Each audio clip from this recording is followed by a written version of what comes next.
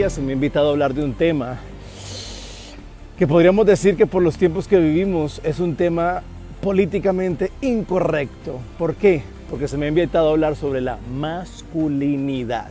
Y en los tiempos de hoy, en los tiempos que estamos viviendo, hablar de la masculinidad fuera del contexto tóxico que se presenta hoy puede ser un poco políticamente incorrecto.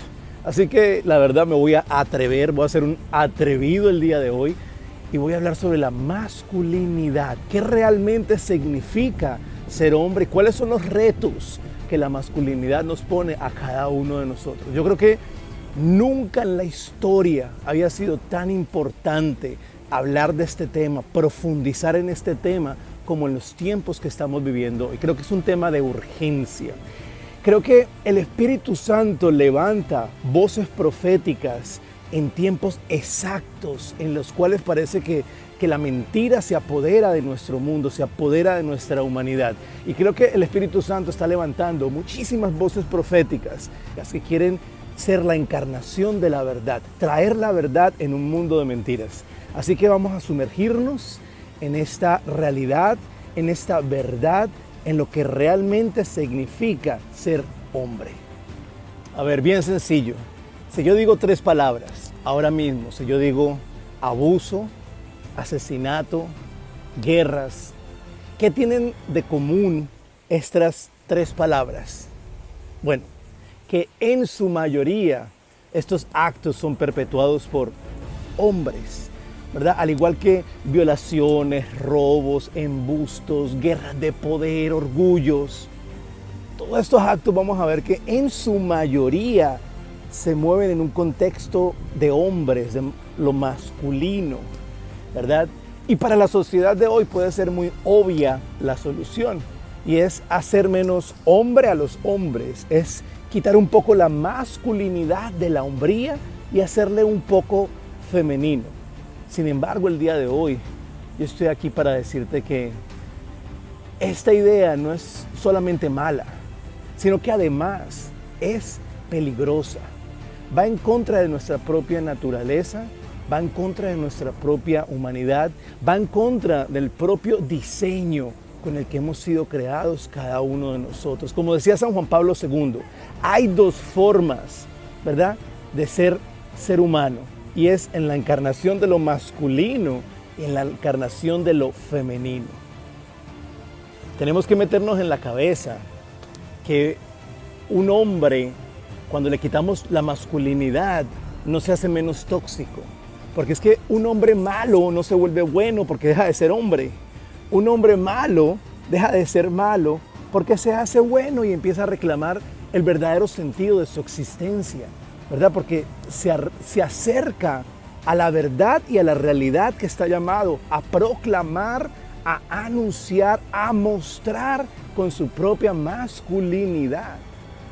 Tenemos que recordar que los mismos impulsos que llevan al ser humano a destruir al hombre, los mismos impulsos que le motivan a destruir y a crear guerras, es el mismo impulso que bien dirigido le invita a construir, a crear, ¿verdad? Que los mismos impulsos que le invitan al egoísmo, a quedarse en sí mismo, es el mismo impulso que cuando lo usamos correctamente le invita a donarse, a hacer actos heroicos.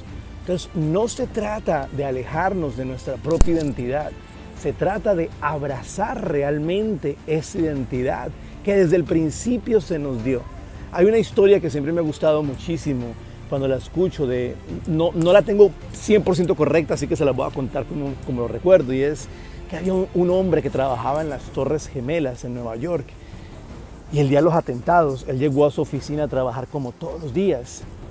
Cuando impacta el primer avión a una de las torres, se anuncia en la segunda torre que por favor nadie salga de sus oficinas, que un avión había impactado la torre de al lado. Sin embargo, a este hombre algo le decía que algo estaba mal, ¿verdad? Que algo catastrófico podía ocurrir. Y él, que estaba a cargo de una cantidad grande de empleados, empezó a llamar a cada uno de sus empleados, a invitarlos a que tomaran el ascensor y a que dejaran el edificio. Por supuesto, no todo el mundo cabía en el ascensor, por lo tanto él fue dejando que cada uno de sus empleados fueran entrando y fueran bajando, hasta que se aseguró que la última persona ya había salido, ¿verdad? Cuando ya todos habían salido, que él estaba dispuesto a tomar el ascensor, vino el siguiente avión y destruyó la segunda torre, ¿verdad? Destruyó su oficina. Él murió en este atentado. Cuando los empleados empezaron a contar el testimonio de lo que habían pasado, mucha gente empezó a hablar de este hombre, de wow, o sea, él sacrificó su vida para salvar a sus empleados. Él hizo que cada uno de ellos saliera de la oficina porque él sentía que algo catastrófico iba a pasar y sin embargo no salió corriendo primero como un cobarde, sino que llamó a cada uno de sus empleados a salir de la torre. Cuando van a entrevistar a su esposa, le preguntan, wow, ¿qué clase de esposo usted tenía? O sea, ¿qué usted siente cuando se dio cuenta de lo que usted hizo? Lo que él hizo, perdón. Ella dijo algo muy importante. Ella dijo, ese día con lo que él hizo, el mundo entero conoció quién era mi esposo. Pero para mí y para mis hijos sabíamos quién era. Ustedes se enteraron de lo que nosotros sabíamos desde un principio. El tipo de persona que era él. Ese tipo de sacrificio, ¿verdad?, al que cada uno de nosotros está llamado, está invitado, y que nuestra propia masculinidad nos invita a ese cuidar, a ese proteger. Así que sigamos pensando, ¿qué realmente significa ser hombre? ¿Será que realmente es una construcción social, como nos lo dicen los medios hoy? ¿O será que realmente hay algo en el diseño original que motiva, que guía nuestras acciones, nuestros impulsos, nuestros deseos? Recordemos que el pecado original lo que hace es que pervierte el deseo original que Dios puso en el corazón del hombre. No lo destruye, no lo mata, lo pervierte. Por lo tanto, en cada una de esas acciones que estamos teniendo hoy de guerra, destrucción, egoísmo, ¿qué pasa si llevamos esas acciones a la luz de Cristo, a la redención, y empezamos a recobrar el verdadero sentido de lo que significa ser hombre?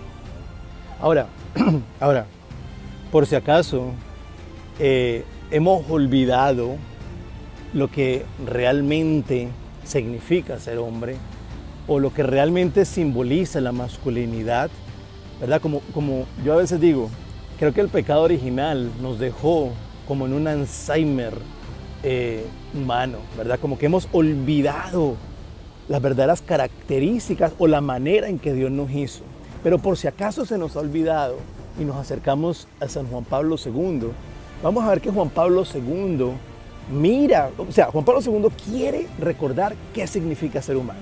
Juan Pablo II quiere recordarnos qué significa ser hombre y qué significa ser mujer. Ahora, para ese trabajo, ¿qué hace Juan Pablo II?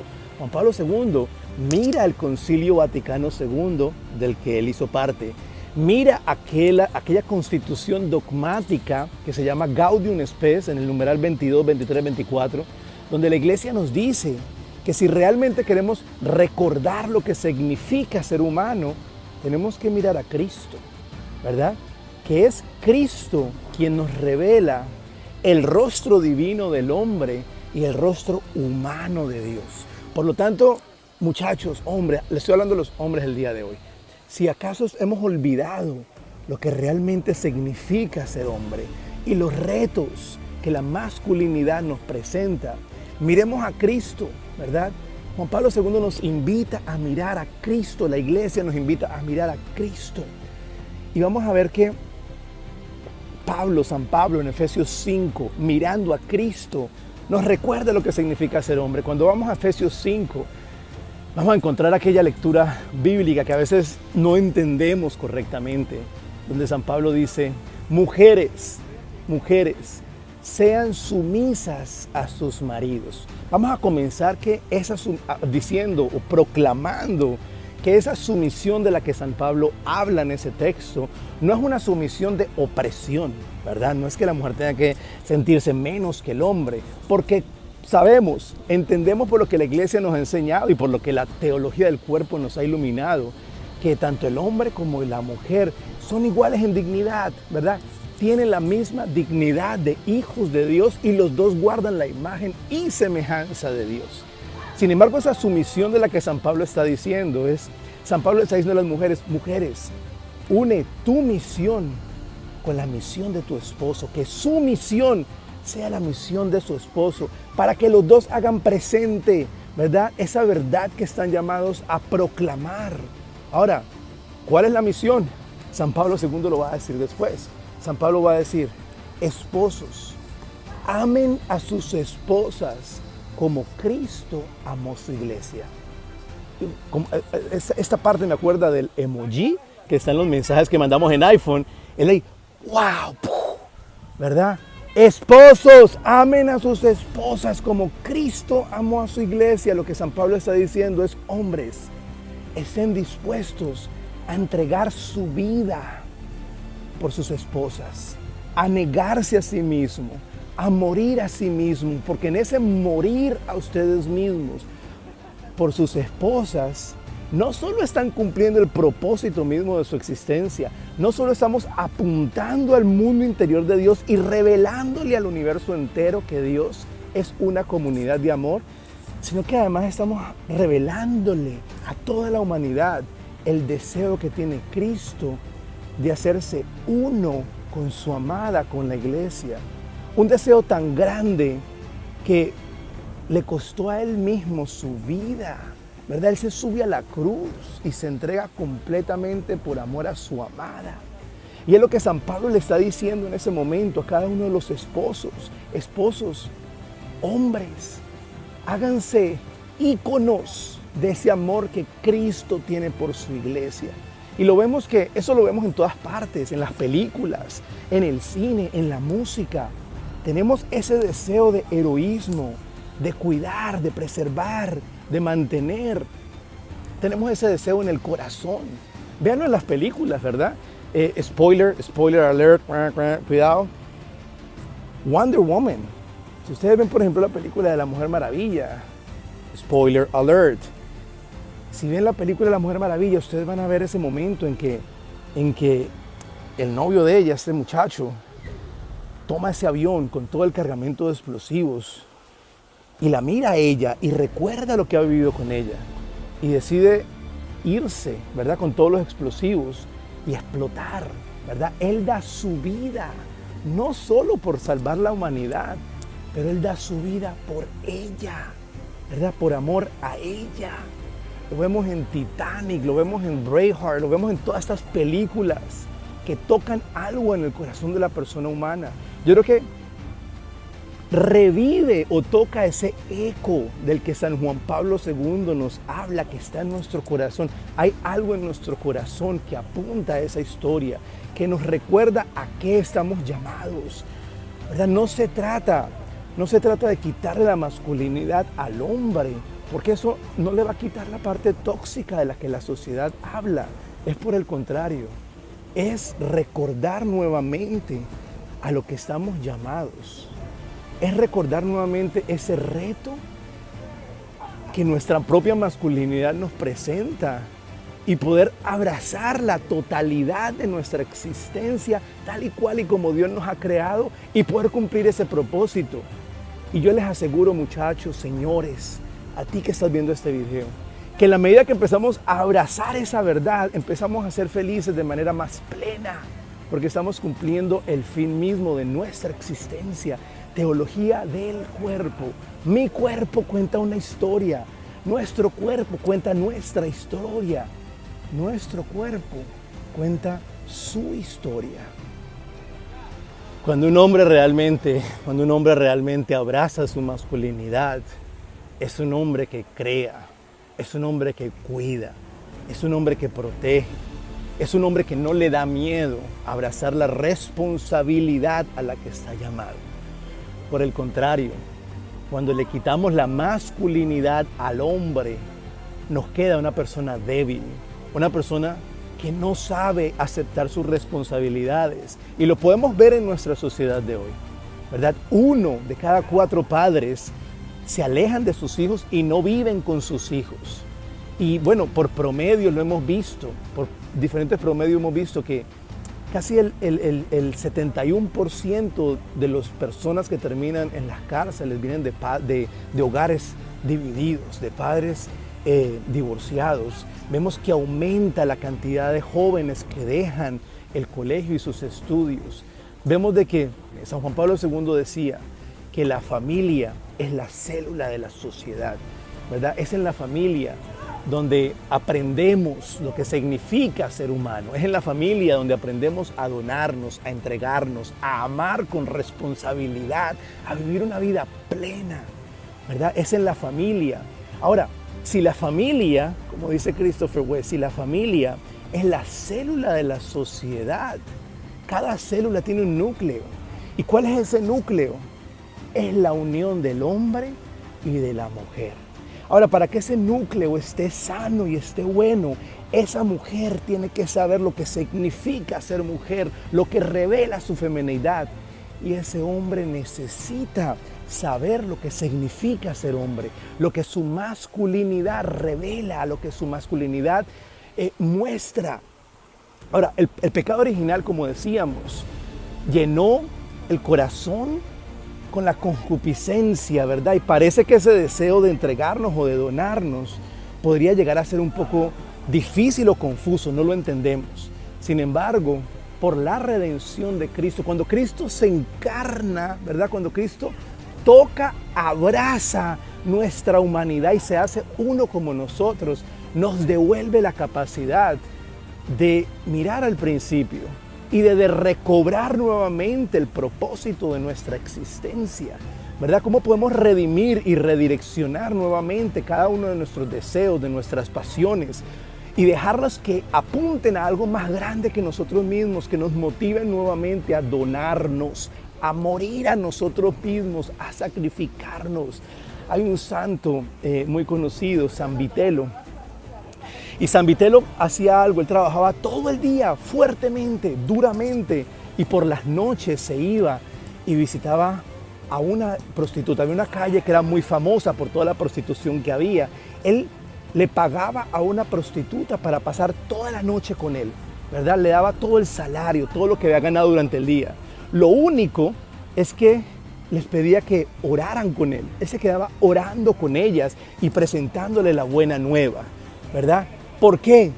Porque él podía ver en ellas un ser humano, una hermana con la dignidad de hijo de Dios, un ser humano con un mundo interior, con alegrías, con sueños, con sufrimientos, con tristezas. Él veía en ella una persona para amar, no un objeto para usar, ¿verdad? Eso es lo que quiere decir la redención, es recobrar esa capacidad de poder ver en el otro la dignidad que el otro muestra, ¿verdad? Y eso es lo que San Vitelo hacía con cada una de ellas. Recobraba lo que realmente ella mostraba, como San Juan Pablo II dice. Juan Pablo II dice que la única herramienta con la que podemos acercarnos a la otra persona es desde el amor, ¿verdad? Y la única actitud adecuada es maravillándonos, asombrándonos ante el milagro de lo que la otra persona representa. Y San Vitelo podía ver en cada una de ellas esa imagen y semejanza de Dios, esa alma que también tenía que ser salvada.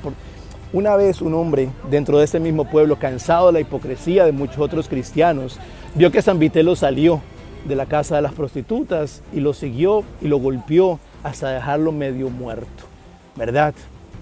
Cuenta esta historia que cuando iban a enterrar a San Vitelo, cada una de las prostitutas de esta calle fue saliendo vestida de blanco con una vela, acompañando a aquel hombre que había visto en ellas, no un objeto de placer, sino un sujeto para amar, ¿verdad? Una persona, ¿verdad? A ver, eso es lo que realmente significa redireccionar nuestras pasiones, redireccionar nuestros deseos, poder nuevamente sentir como un impulso del corazón ese deseo de cuidar de nuestra hermana que nos fue encargada, ¿verdad? Desde el principio Dios pone a Adán a cargo de ese jardín y le dice: cuide, protege a esta hermana, ¿verdad? En ese principio del que estamos hablando vamos a ver que se nos dice que Adán y Eva estaban desnudos y sin vergüenza. Esa falta de vergüenza no era una inocencia tonta o vacía o como la de un niño hoy que no tiene conocimiento. Esa inocencia de Adán y Eva nacía de que su corporeidad era una con la inteligencia del Espíritu. Por lo tanto, cuando Adán veía a Eva en su corporeidad, encontraba una invitación a sumergirse en el misterio de esa persona, ¿verdad? La desnudez física de Eva le invitaba a una desnudez subjetiva, a una desnudez interior, a mostrarse completamente. Era un llamado a la intimidad. Su cuerpo le revelaba el llamado a la comunión que Dios le hacía desde el principio. Pero además, cuando Adán veía a Eva, también su cuerpo automáticamente le invitaba a mirar el mundo interior de Dios, ¿verdad? En esa invitación de unión, mire, pensemos en esto, otra vez el emoji.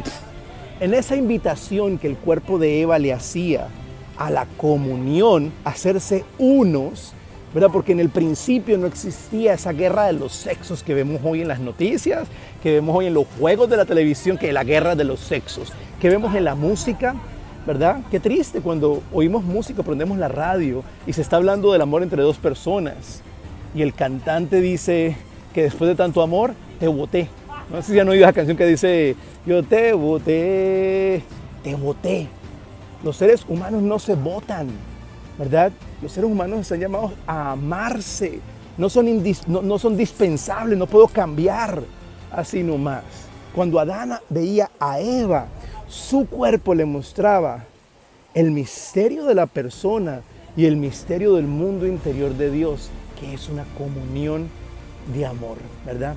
Estaban desnudos y sin vergüenza. No había vergüenza porque sabía que aquel que le estaba mirando le miraba con la inteligencia del Espíritu y esa mirada entraba a su interior y descubría el misterio de su persona, ¿verdad? Hombres. Todo eso puede sonar utópico, puede sonar demasiado antiguo, pero yo les digo una cosa. Si no nos acercamos a esta verdad, si no recobramos esta verdad que nos ha sido robado, estaremos viviendo el ocaso de nuestra civilización, porque estamos olvidando la verdadera razón por la que hemos sido creados, ¿verdad? Como hombres hemos sido creados en nuestra masculinidad para donarnos, para entregarnos, para dar la vida, para ser héroes, ¿verdad? Cuando muchas veces yo veo que los peladitos le dicen a la niña, es que quiero que me des la pruebita de amor. Yo siempre le digo a las niñas, cuidado, la pruebita de amor te la tiene que dar él cuando es capaz de morir a sus propios deseos, cuando es capaz de morir a sus propias pasiones para respetar tu dignidad, para amarte, para cuidarte, para protegerte. Porque si alguien te ama, lo primero que desea es la salvación de tu alma. Por lo tanto, no te va a quitar, perdón que lo diga así, pero no te va a quitar la blusa hasta que no te quite el manto del rostro en el altar, ¿verdad? Hasta que no estés ante Dios, asegurándose que ese amor realmente muestra el amor de Cristo. ¿Y cómo nos amó Cristo? Él nos amó de forma total, ¿verdad? Entregó hasta la última gota de su sangre. Él nos amó de forma libre. Él dijo, a mí nadie me quita la vida, yo la entrego por ustedes. Él nos amó de forma fiel. Él dijo, yo estaré con ustedes hasta el final de los tiempos. Él nos amó de forma fructífera, fecundó a su iglesia con vida eterna. Y el hombre y la mujer están llamados a mostrar este mismo amor. Ese hombre que le diga a esa mujer, te amo de forma libre, no seguido de mis pasiones o no con una compulsión de deseos. Te amo de forma total, con la totalidad de mi persona y acepto la totalidad de tu feminidad. No quiero anular una cierta parte para mi propio placer. Cuidado. No quiero anular tu fertilidad por el bien de mi propio desahogo. Cuidado, total, libre, total, fiel, solo a ti. ¿Verdad? Me entrego solo a ti. Y fructífera porque el amor da vida y el amor fructifica. Como hombres estamos llamados a amar como Cristo amó a su iglesia. Rápidamente un testimonio. Mis abuelos duraron como, si no me equivoco, 50 y tantos años de matrimonio. Y a mi abuelita le dio Alzheimer.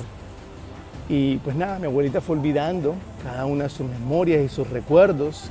Y al mismo tiempo que mi abuela vivía su Alzheimer, mi abuelo también estaba viviendo su propio desgaste y quedó cieguito, empezó a sufrir de problemas en el corazón.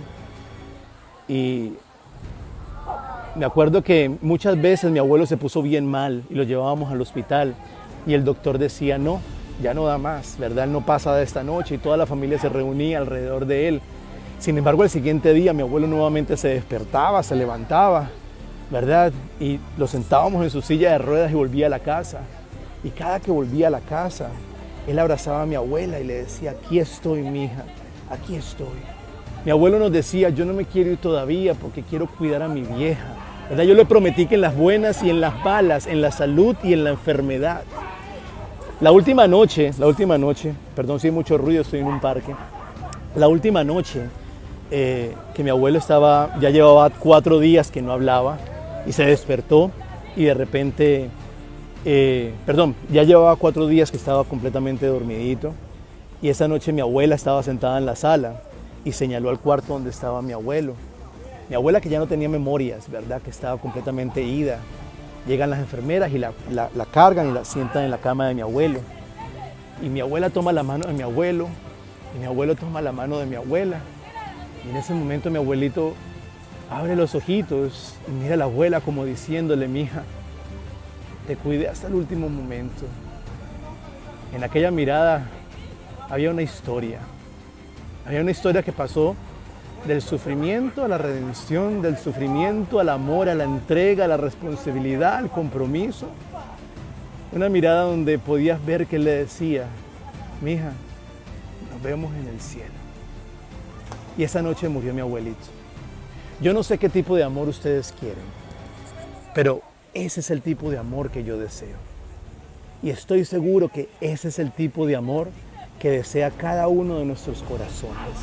Estamos confundidos, la sociedad de hoy nos tiene confundidos, nos tiene embolatados, nos ha dicho que vamos a ser felices en la medida que tengamos más dinero, más sexo, más poder. Pero ya han habido personas que lo han tenido todo el dinero, todo el poder y siguen siendo infelices.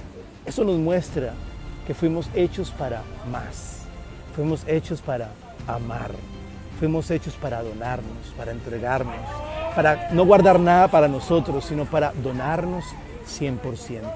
Y hasta que no reclamemos esta verdad, hasta que no abracemos esa masculinidad, ¿verdad?, a la que estamos llamados desde el principio, hasta que no miremos a Cristo y nuevamente recordemos lo que significa ser humano, vamos a andar como un GPS perdido, ¿verdad? Vamos a andar vacíos.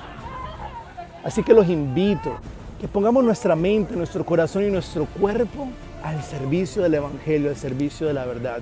Y que nos levantemos para que digamos, no vimos el ocaso de nuestra civilización, sino que vimos la resurrección de nuestra historia, para que el Señor pueda encarnarse nuevamente en el mundo de hoy, ¿verdad?, en las realidades de hoy. Y podamos entregarle a nuestros jóvenes nuevamente un mundo en el cual puedan soñar sin olvidar su verdadera identidad.